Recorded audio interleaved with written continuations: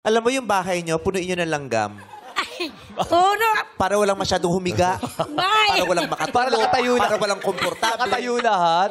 Oo, lagyan mo ng surot. Ay, namatay na yung mga Wag mong itapon yung mga diaper. Ikalat mo lang sa sala. O, sige, Kasi sa sobrang komportable, di ba nakakadami? Oo, 15 Walo yung apo. nagawa mo. Tapos yung mga anak mo, nagkaroon ng 19. Tapos, hindi Ay, naman 19. kayo magkakasama sa isang bahay niyan, ano? Kwarto-kwarto. Buwan dati, nung nasunog ang bahay ko, sama-sama kami. Ang dami namin. Inaakbangan ko pa, anak ko.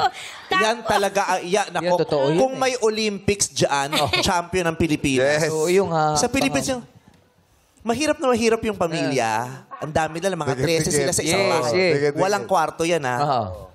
Pero nakakagawa. Ang galing, no? Magkakatabi, no? Magkakatabi yan, eh. Di ba? Oo. Magugulat. Ay, buntis ka na naman. Oo, ako din. Yung, Paano kay... di ba? talent, Ang talent. galing. Walang tunog, walang ingay, walang galaw, walang... Di ba? Meron. Ha? Meron naman. Ano, titigan ka?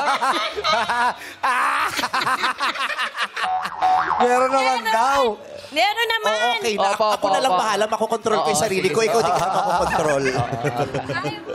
Oh. Di ba? Yung...